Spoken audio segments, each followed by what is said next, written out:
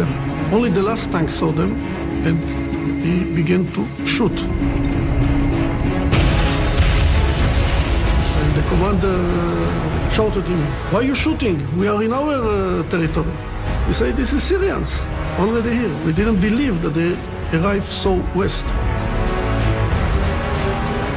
Their problem was that the T-55 have only 5 degrees of degradation. That means the cannon can't be aimed very far down. It's a disadvantage for a tank on higher ground, engaging an enemy approaching from below. Beyond that, the Israeli shot cows have a high degree of elevation, making it easier to hit targets above them. They had to expose themselves if they wanted to have enough degradation to shoot at us. So when they expose themselves, we shoot them.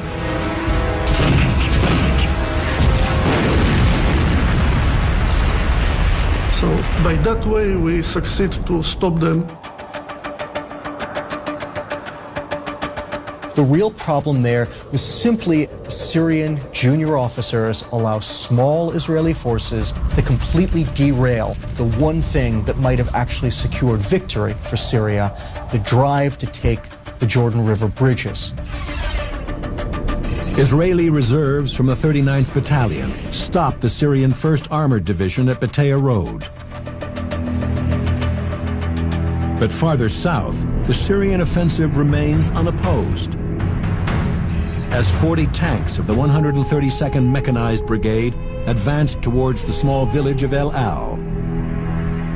I received orders to ascend to El Al and seal up what is known as the El Al position. It's a position between 2 deep canyons, about 2 kilometers wide. He who possesses it and successfully holds the position controls all routes down to the Sea of Galilee. At around 9 o'clock, through my binoculars, I start to identify what we in the armored call masses of dust. This means that you can see the clouds of dust far before you hear the noise. And through the binoculars, I notice some movement from a distance of about 4 kilometers. That movement in the distance is an entire brigade of Syrian tanks. Their mission is to occupy the western edge of the Golan Heights, overlooking the Sea of Galilee. From here, the flatlands of Israel lie almost undefended and at the mercy of the advancing Syrians. If they are successful and pass us, the Syrians will be at the Sea of Galilee, and I understand that a loss or even a retreat is not mine alone. It would be fatal.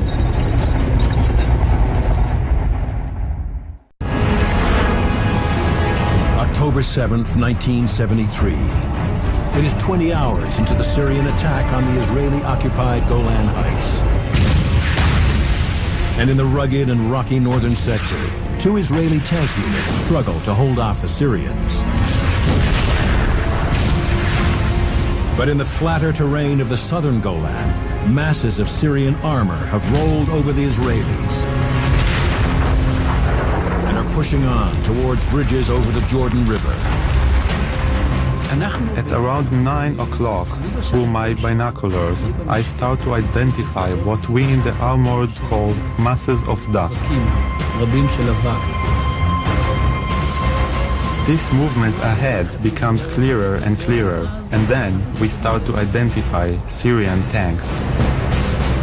They are getting closer and are stopping at distances of about 1,500 meters, and we start to notice a lot of strikes.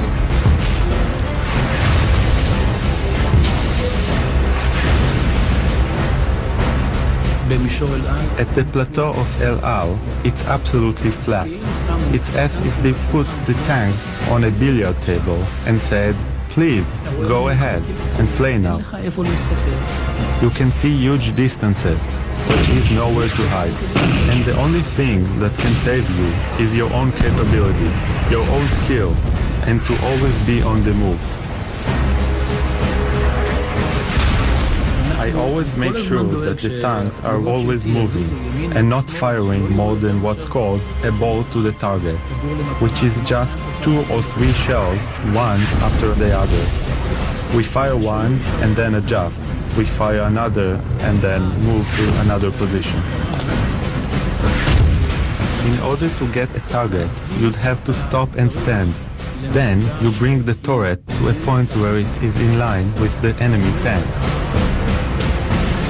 You give the range according to your estimation. When everyone announces on, I give the command to fire.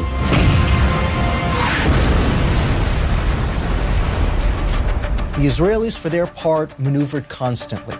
They darted from firing position to firing position. Most Syrian armored units didn't maneuver at all. They simply drove straight at the Israelis. And so this is really the big difference between the Syrian and Israeli armies. Syrians, when they gain territory, they hang on to it to the death, which might be good, but is very bad if you need to maneuver. The simple fact is that the Syrian tankers are just no match for the Israeli counterparts. The Israelis have taken the best shots that Syria has to give, and they're now in a position with enough combat strength that they can begin to push back.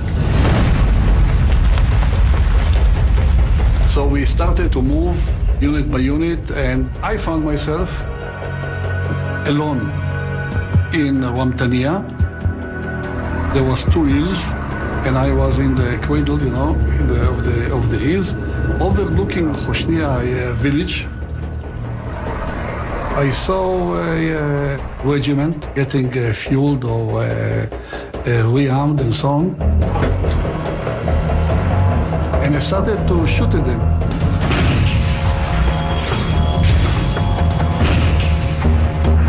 And I saw some Syrian tanks leaving the hills.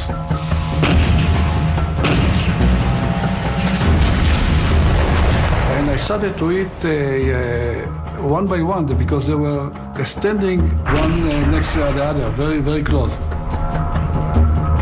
The Syrian tanks are sitting ducks for the Israelis' high-explosive squash head, or Hesh round. On impact, they squash against the target and explode.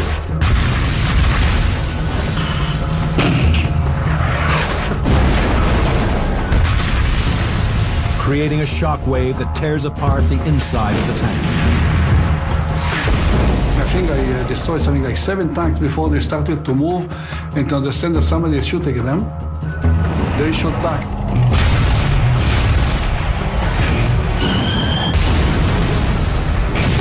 Our tank started to burn. As we evacuated from the tank, after a few meters we left the tank, our tank exploded.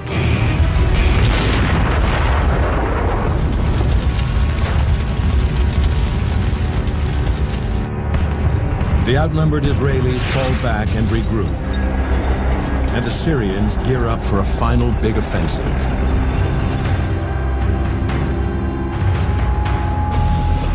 By late evening on the 8th of October, they've assembled an entire armored division, over 250 tanks in Hoshnia, a tiny hamlet in the South Golan, which is about to become ground zero in one of history's greatest tank battles.